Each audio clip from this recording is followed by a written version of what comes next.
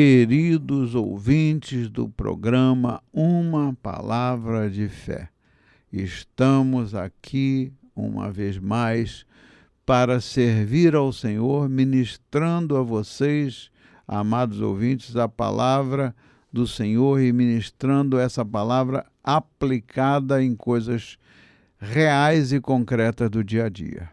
Então, o artigo de hoje de Megan Ryan, que eu traduzi, tem o título Quando Você Se Sente para Trás. Eu introduzi esse assunto no finalzinho do programa de ontem e agora nós vamos ver o que o autor fala de quando a gente se sente para trás. Vamos orar, não é? Vamos orar. Aleluia, Senhor, nós queremos louvar o Teu nome, Senhor, te agradecer, Senhor, pelo privilégio de podermos, Senhor, estarmos continuando falando sobre esse assunto, Senhor, ó Deus querido, e clamamos a Ti, que o Senhor venha abençoar a cada ouvinte, Senhor. Meu Deus, que o Teu Espírito Santo possa ministrar, Senhor, falar, Senhor, por nós, ó Deus, porque somos limitados, ó Deus, mas o Senhor é aquele que faz a obra no coração do homem, o Senhor é aquele que convence o homem do pecado, da justiça e do juízo. Ó Pai querido, em Ti que confiamos, ó Deus, em nome de Jesus. Amém. Amém. O Salmo 27, versículo 13, nesse Salmo Davi escreveu: Continuo confiante nisto. Verei a bondade do Senhor na terra dos viventes. Verei a bondade do Senhor na terra dos viventes. O autor diz assim: era uma típica reunião de terça-feira à noite com 3 dos meus amigos mais próximos. No entanto, muita coisa mudou nas últimas semanas. Uma amiga teve um bebê e a outra se casou. O terceiro amigo estava compartilhando sobre uma nova e excitante oportunidade de trabalho. Enquanto eu segurava o bebê da minha amiga em uma linda casa nova que ela possuía e ouvia todas as notícias que eu estava realmente tão emocionado ao ouvir, eu comecei a entrar em pânico. Isso acontece. Amados ouvintes, isso acontece. Você pode estar ouvindo notícias maravilhosas, como esse caso que o autor do artigo mencionou, né? Notícias boas, reunido com pessoas em que estão compartilhando, etc. Mas no meio dessa coisa, você se emocionar de tal forma a entrar em pânico. Como eu já falei antes, em outras oportunidades, isso não dá no poste. Eu não tinha nada, diz o autor, eu não tinha nada de novo para compartilhar. Os amigos compartilharam, mas ele mesmo não tinha nada de novo para compartilhar. Eu nem tinha a perspectiva de uma casa. Aliás, diz ela, a autora, eu nem tinha perspectiva de um marido, de um bebê ou de uma promoção de alguma maneira chegando para mim.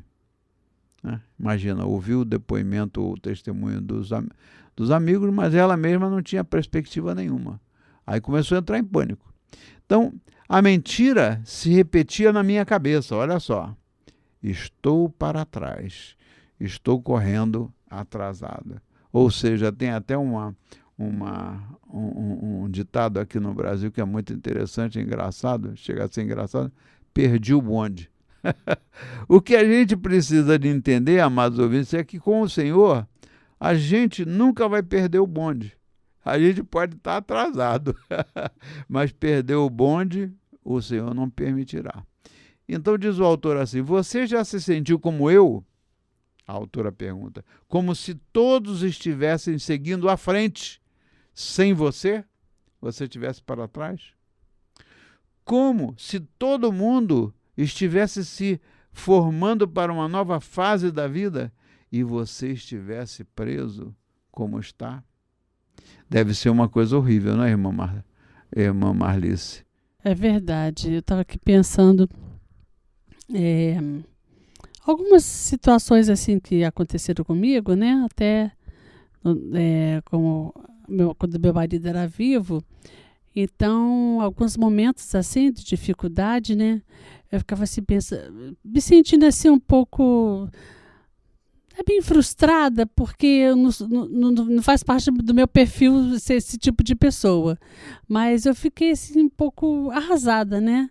De você ver uma situação se repetindo, né? Então, assim, Dá a impressão que você está andando para trás, né? assim, meu Deus, não é possível, né? Isso de novo, mas passou. É isso aí. É isso aí. Então, seja assistindo outro amigo se casar, ou ter um bebê, ou descobrir que alguém que você conhece está comprando uma casa nova, é fácil olhar em volta e se perguntar: perdi alguma coisa? O que foi que eu perdi? Nesses momentos, muitas vezes eu me questiono, diz a autora, eu não estava na cidade certa ou não estava no emprego certo? Será que eu não estava no lugar ou no emprego certo? Eu perdi o que Deus estava me chamando para fazer? Esse era o questionamento dela com ela mesma. Eu perdi o que Deus estava me chamando para fazer? Porque parece que as coisas estão acontecendo para todos, menos para mim. Aí vai para o Salmo 27. O que diz, minha irmã? Mas o Salmo 27, no versículo 13, diz onde podemos colocar nossa confiança quando nos sentimos para trás. Continuo confiante nisso. Verei a bondade do Senhor na terra dos viventes. Quando reflito sobre esse versículo, sei que as perguntas que faço a mim mesmo não são verdadeiras. Eu posso ver vislumbres da bondade de Deus agora. Eu posso ver algumas das maneiras pelas quais Ele tem trabalhado nos detalhes da minha vida ao longo do caminho. E quando paro para refletir sobre isso, lembro que a vida não é chegar ao próximo destino ou passar para outra fase da vida. É sobre ser fiel com o que está à sua frente e ao seu redor.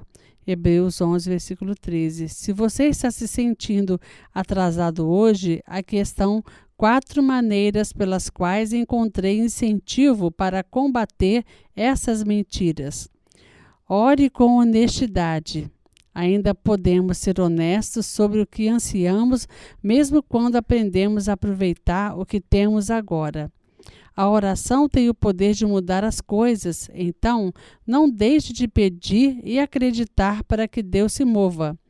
1 Pedro 5, versículo 7. Deixe as redes sociais. Quando paramos de olhar para o que todo mundo tem ou que estão fazendo, somos mais capazes de amar a vida que está bem na nossa frente. Em Tiago 3, versículo 16, pratique a gratidão. Desacelerar o suficiente para apreciar os dons que Deus já deu nos faz sentir menos como se estivéssemos perdendo alguma coisa. 1 Tessalonicenses 5,18. Interessante, né? Então, isso é uma orientação muito prática e necessária para os dias de hoje. O que acontece? Às vezes a gente fica tão ocupado. Aliás, ontem lá na mensagem no culto da Rua da Quitanda, eu estava falando que a única coisa que alimenta e encoraja e renova a gente é a gente cumprir aquilo que Deus criou a gente para fazer. É adorar, louvar e adorar o Senhor. Todas as vezes que a gente louva e adora o Senhor e a gente está num ambiente de verdadeira adoração, ali está a presença do Espírito Santo de Deus, porque a palavra de Deus diz que o Senhor habita em meio aos louvores do seu povo. Então, é algo imprescindível todo dia. Mas, às vezes a gente fica tão ocupado que não tem tempo de adorar, de cantar cânticos de adoração e louvor no dia a dia. Às vezes a gente fica tão ocupado que perde o tempo no que é essencial. E, inclusive, com as redes sociais, né? No outro dia, minha esposa falou para mim assim, escuta, você agora não larga mais esse telefone, né? Aí eu falei assim, olha, eu uso o telefone como um instrumento de trabalho. Eu uso o telefone para propagar as mensagens, para transmitir as mensagens para todos os grupos aos quais eu estou conseguindo manter, né? Mas, na verdade, embora eu depois caí na real, né? Como diz aí a gíria, caí na real. Por quê? Eu, ainda que usando as mídias sociais, as redes sociais, para eu propagar a palavra de Deus, ainda assim eu tenho que arrumar tempo todo dia para parar e para adorar e para glorificar o Senhor, porque senão a gente fica seco, senão a gente perde o sentido. Ontem, o que me inspirou a preparar a mensagem de ontem no Salmo 104, lá no culto da Rua da Quitanda, foi ouvir aquela canção. De manhã eu estava ouvindo aquela canção linda que diz: grandioso és tu, grandioso és tu. Como é que é? Então minha alma canta-te, Senhor, grandioso és tu, grandioso és tu. Aquilo me encheu de tal maneira, me satisfez de tal maneira que fez o meu dia, né?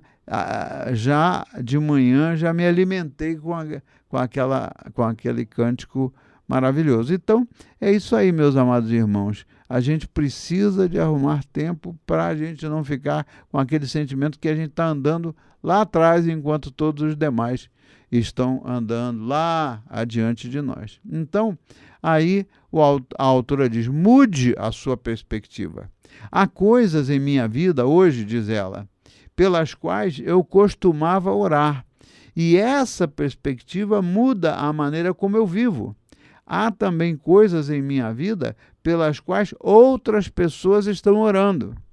Então veja só a diferença. Há coisas na minha vida hoje pelas quais eu costumava orar. Ou seja, costumava é passado, já não oro mais por aquelas coisas.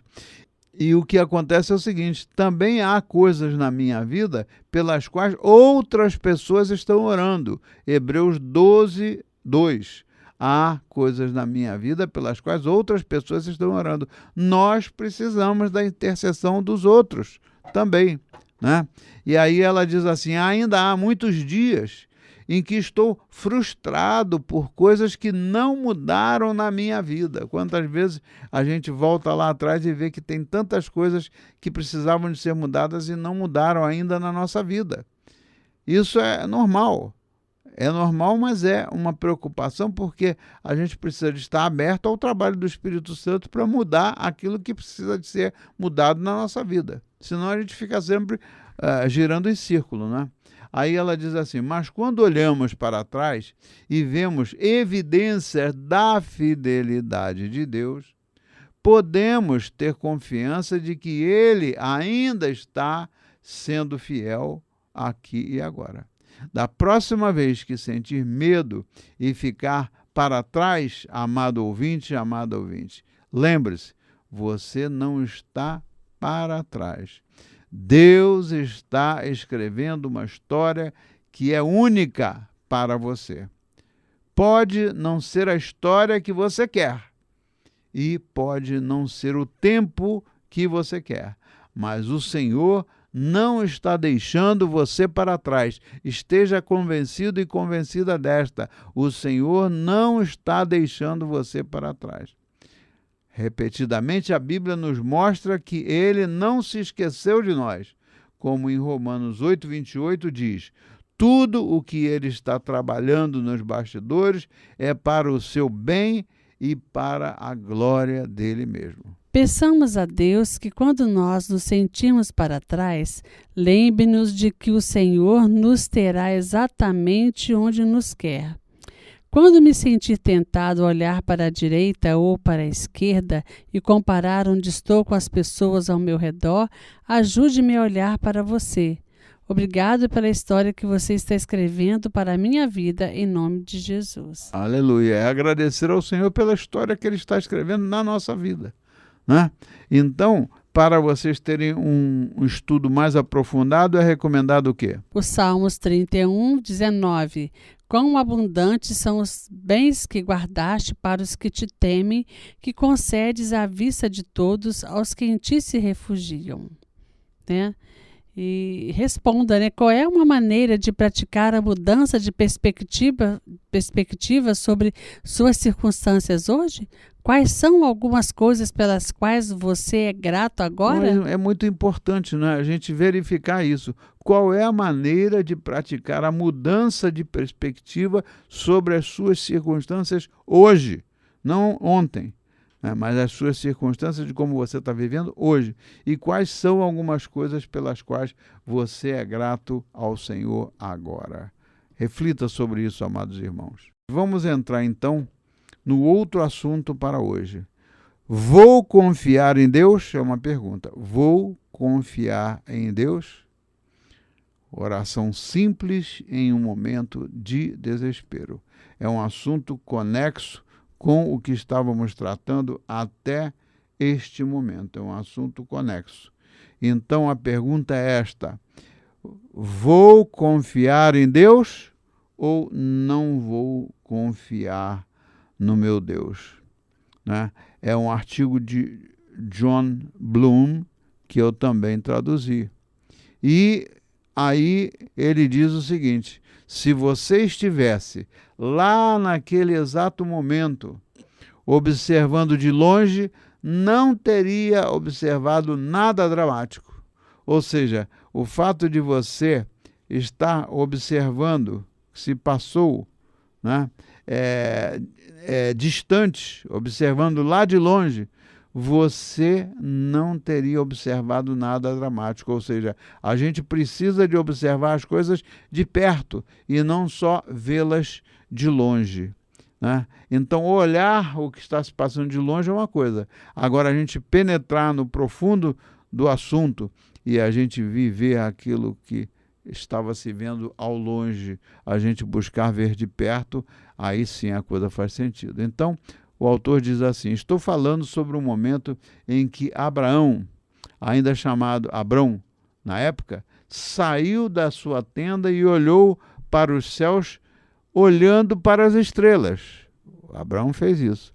Você pode tê-lo ouvido murmurando uma coisa ou outra, talvez em algum momento levantando as mãos ou curvando-se no chão. Esses gestos não teriam parecido estranhos para você, porque todos sabiam que Abrão era um homem profundamente piedoso e, estando cansado, já era meio da noite e tudo. Você provavelmente teria deixado Abrão com o que quer que ele estivesse fazendo e ido para a cama. Que atitude, né? Que atitude estranha, não? Você não saberia que este foi um momento decisivo na vida de Abrão. Você certamente não teria imaginado que este era um momento decisivo na história mundial que impactaria bilhões de pessoas, porque teria parecido tão pouco dramático. Ou seja, você estava vendo de longe. Uma coisa é a gente ver as coisas de longe e outra coisa é a gente ver de perto para poder entender o que Deus quer que a gente observe. Mas é assim, diz o autor, mas é assim que momentos como esses, momentos que direcionam e moldam poderosamente o arco da história, que geralmente aparecem essas coisas no início. E neste caso, o que tomou os minutos de mudança do mundo de observação de estrelas tão silenciosamente monumentais foi que esse velho, nas profundezas do seu coração, acreditava em Deus. Falando daquela passagem que Abrão estava lá contemplando o Senhor no silêncio da noite e buscando aquilo que Deus tinha para comunicar a ele. Isso é muito apropriado, amado irmão e irmã, quando nós pensamos e vemos que as coisas têm que ser observadas de perto e em profundidade, e não de longe como que miragens, né? O que mais diz o autor? Empurrado quase à lei da crença. Para entender a profundidade desse momento decisivo, no entanto, precisamos ver como a crença desse velho foi levada ao limite. Tudo começou em Gênesis 12, onde Deus entregou a Abrão uma promessa que teria sido incrível por si só, independentemente do fato de que Abrão, aos 75 anos, e Sarai, aos 66, ainda não tinham filhos. Agora o Senhor disse a Abrão: vai da tua terra, da tua parentela e da casa de teu pai para a terra que eu te mostrarei. E farei de ti uma grande nação, e te abençoarei, e engrandecerei o teu nome, para que sejas uma bênção. Abençoarei os que te abençoarem, e amaldiçoarei quem te desonra, e em ti serão benditas todas as famílias da terra. Está em Gênesis 12, do 1 ao 3. Assim, pela fé, Abraão obedeceu, arrumando sua casa e partindo, embora não sabendo para onde ia. Hebreus 11, 8. E quando ele e sua pequena tribo chegaram a Siquém, Deus falou com ele novamente e disse: à tua descendência darei esta terra. Gênesis 12, 7. Essa passagem, pastor, de Hebreus 11, 8, aquele fala sobre a fé, como é que é o nome? Os heróis da fé, né? Não é esse título. Não, eu não sei de cabeça, teria que ver. Que pela fé, Abraão... Ah, sim, pela fé, Abraão.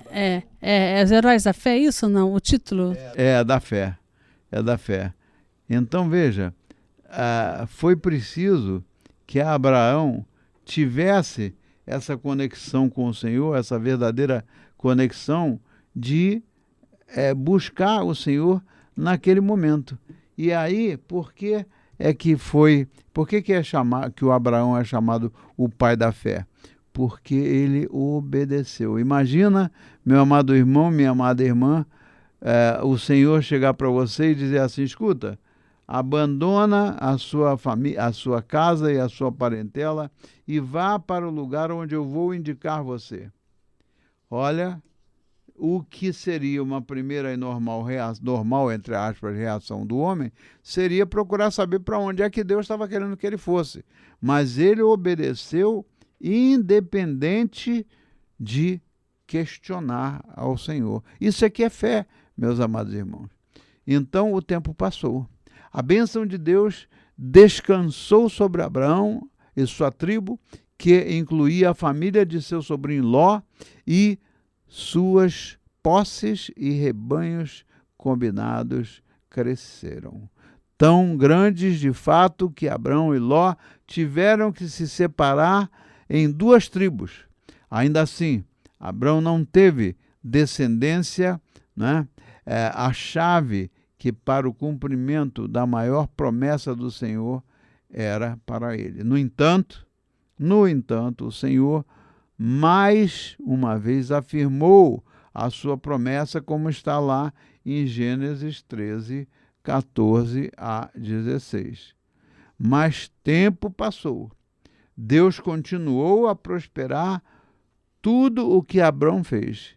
E mais uma vez o Senhor apareceu a ele e disse: não temas, Abrão, eu sou o teu escudo, sua recompensa será muito grande.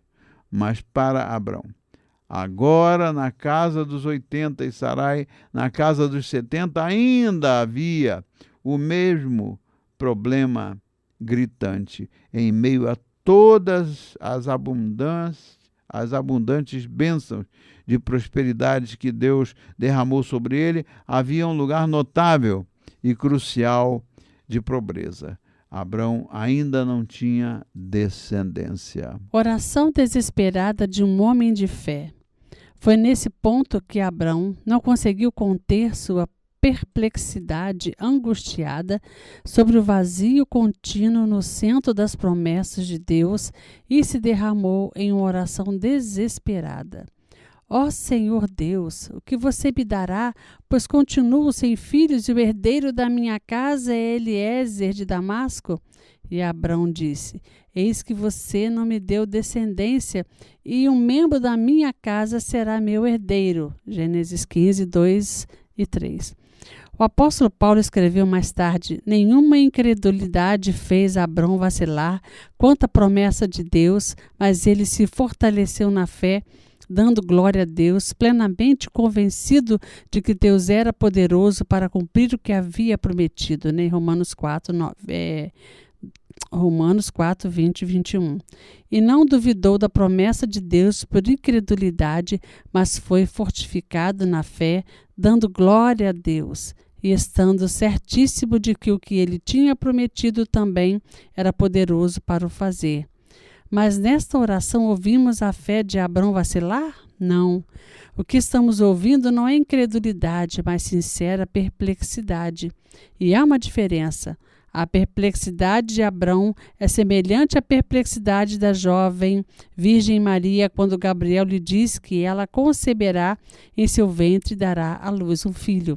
Ela responde: Como será isso, já que sou virgem? Está em Lucas 1, 30 ao 34. É razoável, virgens não engravidam. A pergunta de Abrão também é razoável em relação à natureza. Mulheres estéreis após a idade fértil não me engravidam. Deus não foi ofendido ou desonrado pela sincera perplexidade de Maria ou Abraão, e é por isso que ele responde a ambos com graciosa bondade. E as respostas de Deus também são razoáveis, mesmo que sua razoabilidade muitas vezes se estenda muito além dos limites da razão humana. Existe alguma coisa muito difícil para o Senhor? Gênesis 18, 14. Então, em resposta à oração sincera, desesperada de Abrão, Deus graciosamente convida a sair. Muito bem, então veja, existe alguma coisa muito difícil para o Senhor? Está lá em Gênesis. É óbvio que não, porque a própria palavra de Deus diz que o que é impossível para o homem é possível para Deus. Amém? Aleluia, Senhor. Como é bom, Senhor, podermos, ó Deus, meditar, Senhor, na Tua palavra, Senhor. Como é bom, Senhor, sermos edificados, ó Deus, por ela, Senhor, pelas mensagens, pelas histórias tão lindas, Senhor, de Gênesis a Apocalipse, Senhor. Ó Deus, Tu és um Deus vivo e poderoso, Senhor. Obrigada, Pai querido, que Teu Espírito Santo continue, Senhor, Pai, abrindo os olhos, Senhor, trazendo entendimento, Senhor, trazendo louvor a Ti, reconhecimento do Deus maravilhoso que Tu és, Pai.